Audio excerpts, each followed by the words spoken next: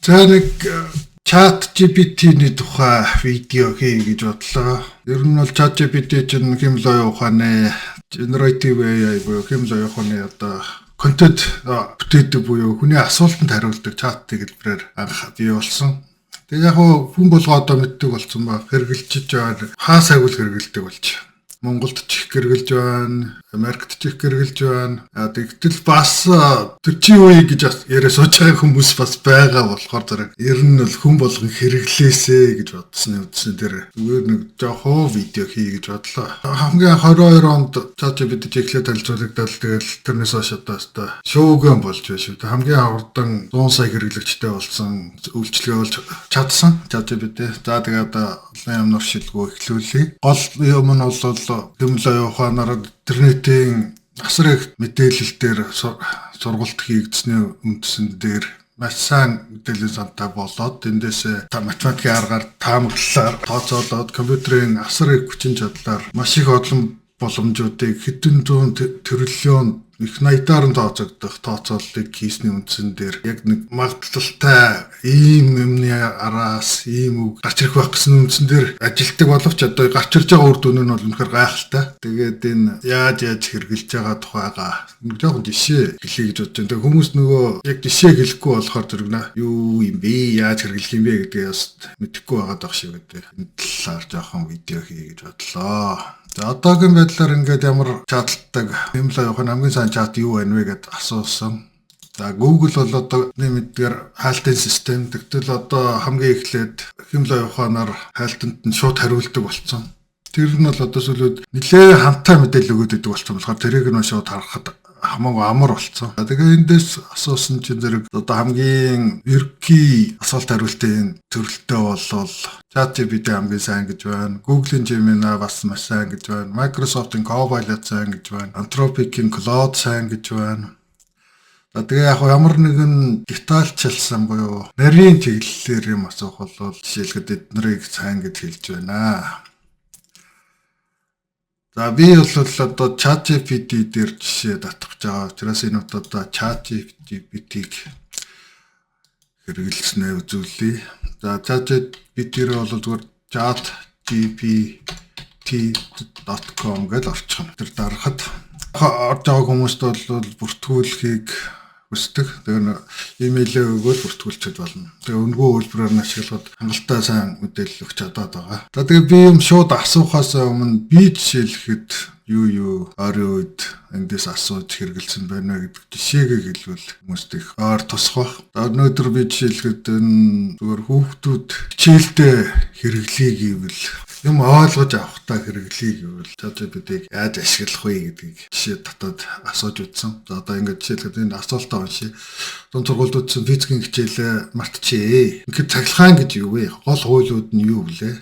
Тал ойлгомжтой тайлбарлаж өгнө үү гэсэн чинь маш айтайхан тайлбарлаж өгсөн. Цахилгаан бол ингээд ийм юм аа. Ингээд ажилдаг аа. Ерөнхийдөө бол усны урсгалтай зөөрлөж олно гэдэг. Тэгээд яаж бий болдог вэ? Юу хэрэгтэй вэ гэдгийг тайлбарлаад.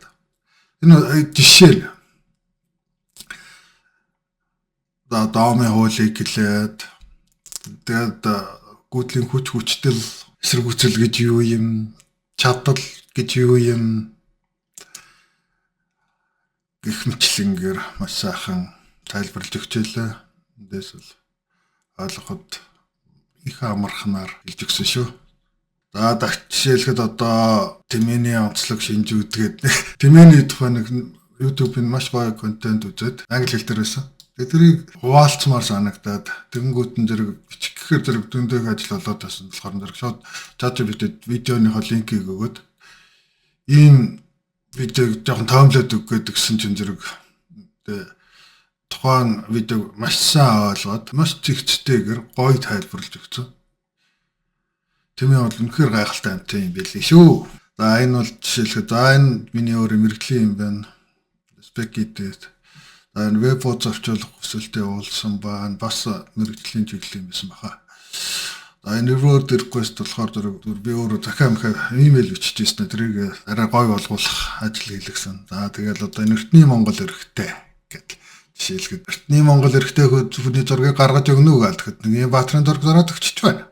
крипто зах зээлийн тухай нэг ороож минь нөхрөөс асуусан. Тэгээд биткойн, эthereum эднэрийн ажиллах зарчим, тэгээд криптогийн ирээдүйн чиг хандлага, ирээдүйтэй юу, зүгээр нураа унчих юм уу гэл асуухад бол нэлээд сайн хариулж ирсэн. Би энэс бол тодорхой хэмжээнд сайн ойлголт авч чадсан шөөндөөс. За мөн ингээл хуучны хар цагаан зургийг өнгөт болгоулах хүсэл тавьсан чинь ингээл ийм зургийг оруулаад гсэн чинь зэрэг ийм гоё болгож ийлээ. Энэ ч одоо бас л харцангуй гоё болгож байгаа шүү. За тэгээ 26 оны шинэ жилийн мэдчилгээний зураг гаргаад өг гэсэн чинь нэг ийм гоё юм гаргаж өгсөн. Ийм одоо ямар хэлбэр байдаг юм бэгийг асуусан байна. Энэ бас их гоё тайлбарлаж байсан. Тэгээд нэг hard drive selection network attached storage дэд гоё юм асуусан байна.